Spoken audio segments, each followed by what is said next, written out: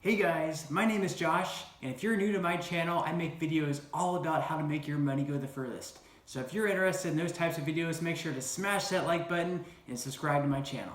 Alright, so in this video we're going to be discussing my top picks for the best credit cards in 2020 that have no annual fee. Let's go ahead and jump right into it.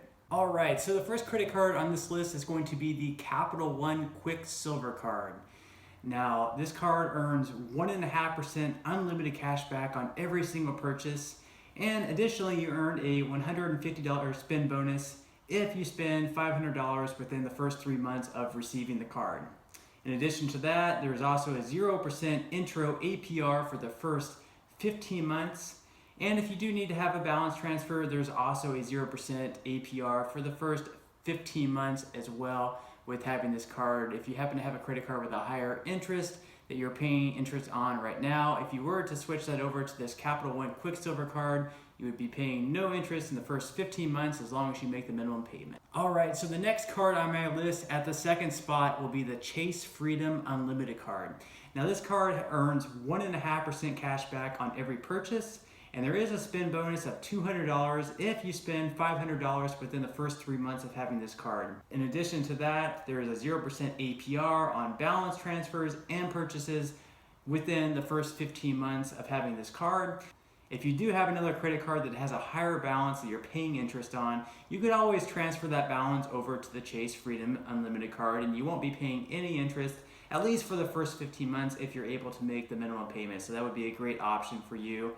And this card is for someone who already has a little bit of established credit. It doesn't necessarily have to be excellent by any means, but once you start building credit, you should be right in line with this Chase Freedom Unlimited card. So the Chase Freedom Unlimited card isn't necessarily for beginners. It's already with someone that has a little bit of established credit.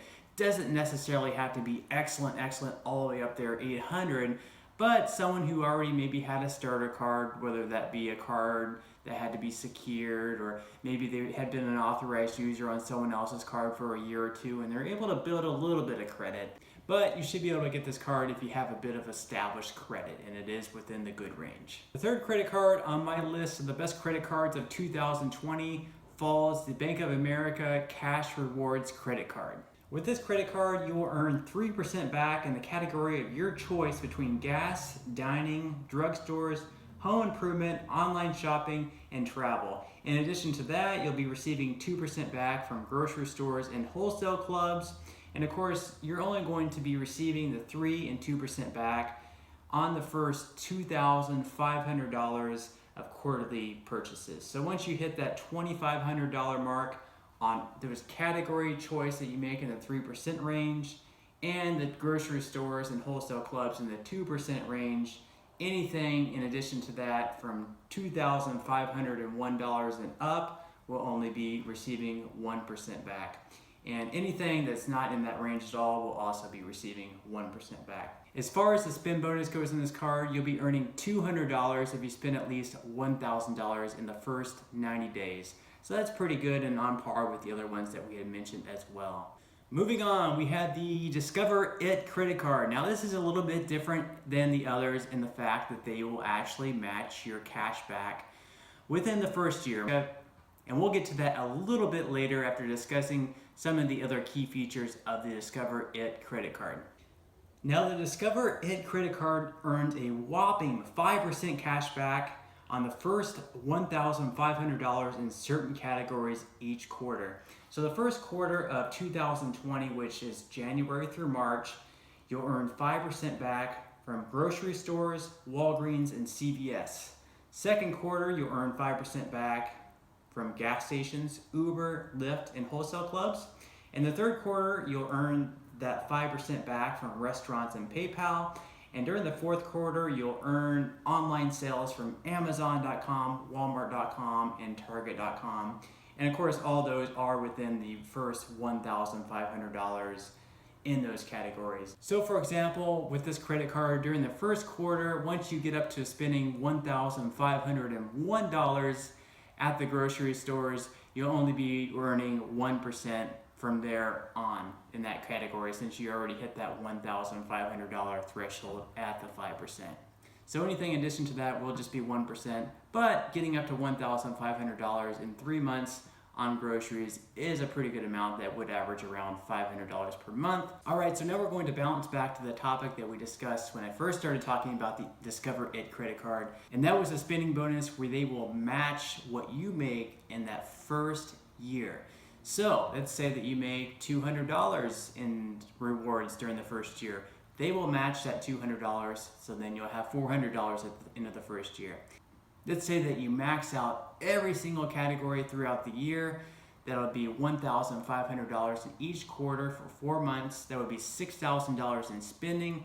5% of $6,000 would be $300. So if you were able to max out each category each quarter at 5%, you would have $300 in spending bonus, plus they were matching the $300 in spending bonus, so you'd receive a $600 first year spending bonus, which of course is much higher than the Capital One or Chase that I had mentioned prior, or the Bank of America.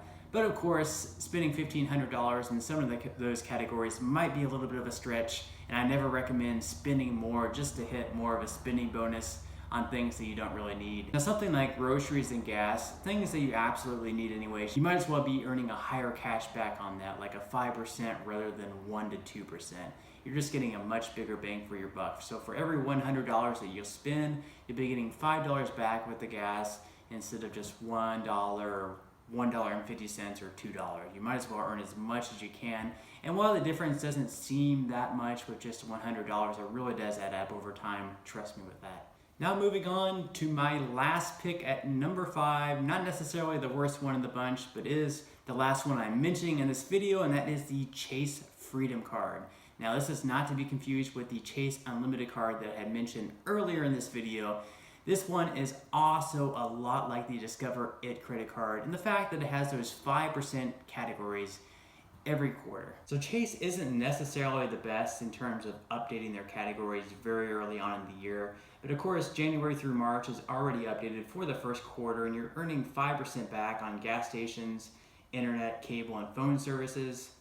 In addition to that, you'll also be earning 5% back on select streaming services. So that could be something like Hulu or Sling. Quarter 2, quarter 3, and quarter 4 have not yet been determined, but of course they probably will have that out within the next couple of weeks as we reach a little bit closer to March. And once they do have those updated, since I will probably still have people watching this in March, April, and May, and so on throughout the year of 2020, I will definitely go ahead and put in the description below what those categories happen to be in case you haven't yet figured that out for yourself and would like to go ahead and take advantage of those 5% back offers from the Chase Freedom Card. Now, just like the Discover It credit card, if you're not within those categories, you will only be receiving 1% back instead of the 5% back. So that's a little bit lower than what you would like. So if you do happen to get this credit card, I would probably only use it in those 5% categories just to take a little bit more advantage each quarter whenever you're spending on groceries, gas, or if you do have to do a little bit of online shopping or whatever the category happens to be, you might as well take advantage and get the 5% back because it's pretty hard to beat that on the market, at least in terms of the credit cards that don't have an annual fee. All right, and of course you're probably wondering about the spend bonus as far as the Chase Freedom credit card goes, and you'll be earning $200 if you spend at least $500 within the first 3 months.